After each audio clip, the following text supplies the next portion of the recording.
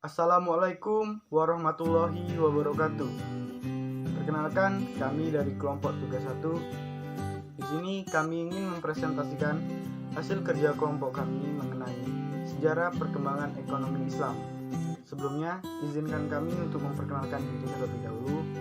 Saya Alif Musafiar. Nama saya Septriani Arimi Putri. Hai, saya Resa Fauzia. Oke, baiklah teman-teman, langsung saja kita menuju ke materi pembahasan. Di sini saya akan menjelaskan materi tentang sejarah perkembangan ekonomi Islam. Apa sih perkembangan ekonomi Islam itu? Perkembangan ekonomi Islam adalah wujud dari upaya menerjemahkan visi Islam rahmatan lil alamin, kebaikan, kesejahteraan, dan kemakmuran bagi alam semesta termasuk manusia di dalamnya. Perkembangan ekonomi Islam menjadi suatu yang tidak dapat dipisahkan dari perkembangan sejarah Islam. Pemikiran Islam diawali sejak Nabi Muhammad dipilih sebagai Rasul. Rasulullah mengeluarkan sejumlah kebijakan yang menyangkut berbagai hal yang berkaitan dengan masalah hukum, politik, dan juga masalah perniagaan ekonomi. Adapun perkembangan pemikiran pada masa-masa tersebut sebagai berikut. 1. Kebijakan fiskal pada masa Nabi Muhammad. Lahirnya fiskal di dalam dunia Islam dipengaruhi oleh banyak faktor. Salah satunya karena fiskal merupakan bagian dari instrumen ekonomi politik maupun eksternal. Kedua, unsur-unsur kebijakan fiskal pada masa pemerintahan Rasulullah. Beliau sebagai pemimpin di Madinah dengan melakukan unsur-unsur ekonomi, yaitu yang pertama, sistem ekonomi. Sistem ekonomi ini mempunyai beberapa prinsip, yaitu kekuasaan tertinggi adalah milik Allah Subhanahu wa Ta'ala. Manusia hanya khalifah Allah Subhanahu wa Ta'ala di muka bumi. Yang kedua, keuangan dan pajak. 3. Sumber-sumber pendapatan negara.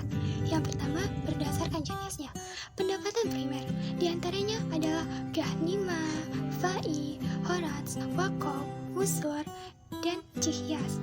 Pendapatan sekunder, diantaranya ada uang tebusan, pinjaman, amwal fadlah, nawaib, sodako seperti kurban atau kafarat. Yang kedua, berdasarkan sumbernya. Bagi muslim, zakat, usur, zakat fitrah, wakaf, amwal fadli, nawaib, sodako, dan lain-lain. Bagi non-muslim, jizyah, horats, usur 5%. Umum, ghanimah, fai, uang tebusan, pinjaman dari muslim. Langkah perkembangan pemikiran yang keempat adalah mengenai pengeluaran. Pengeluaran di negara pada masa Rasulullah dibagi atas dua golongan.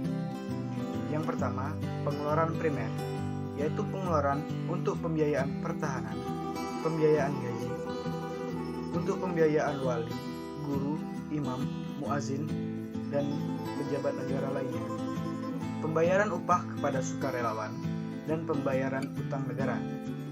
Yang kedua adalah pengeluaran sekunder, yaitu pengeluaran untuk bantuan orang belajar yang ada di Madinah, hiburan untuk para utusan negara, untuk delegasi negara, dan pembayaran utang orang yang meninggal dalam keadaan miskin, serta yang terakhir pembayaran tunjangan sanak saudara dari Rasulullah SAW. Lalu, langkah yang kelima sekaligus langkah yang terakhir adalah Baitul Ma'al. Rasulullah merupakan kepala negara pertama yang memperkenalkan konsep baru di bidang keuangan negara pada abad ke-7, yaitu semua hasil pengumpulan dana harus disetorkan kepada negara terlebih dahulu yang digunakan untuk pembelanjaan negara. Pengumpulan kepada negara inilah yang disebut dengan Baitul Ma'al.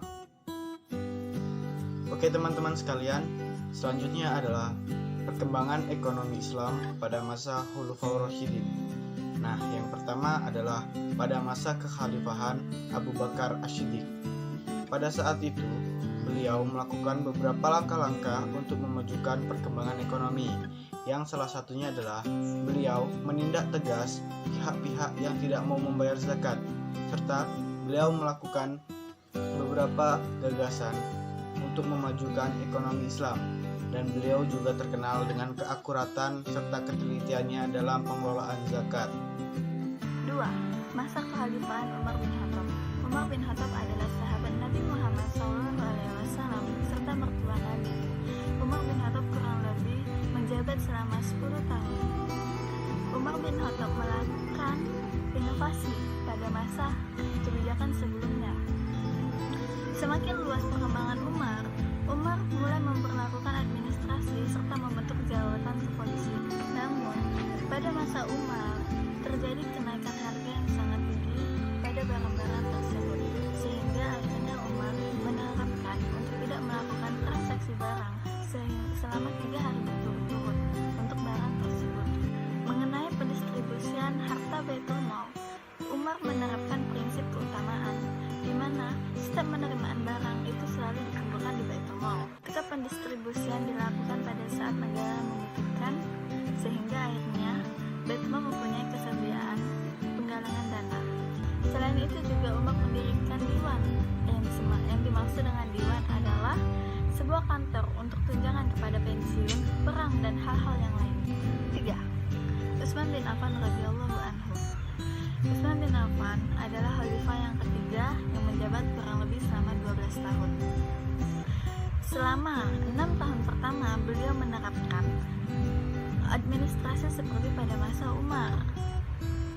Karena semakin luas kekuasaan Islam, sumber penerimaan negara juga semakin besar.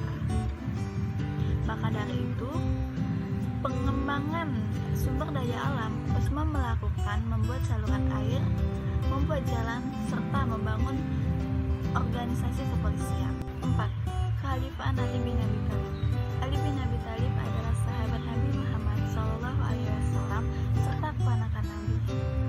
Kebijakan yang dilakukan pada masa Ali bin Abi Thalib yaitu 1. Mengedepankan prinsip pemerataan dalam pendistribusian kekayaan negara yang bagaimana dilakukan pada masa Abu Bakar. 2. Menetapkan pajak terhadap pemilik kebun serta mengizinkan pemungutan zakat pada sayuran segar. 3. Melakukan kontrol pasar dan memberantas pedagang licik. 4. Menimbun barang dan pasar gelap. 5. Membentuk keamanan yang disebut dengan syurha atau polisi yang dipimpin oleh dengan sahibi syurha, serta ketat dalam melakukan keamanan keuangan negara dan melanjutkan kebijakan Umar.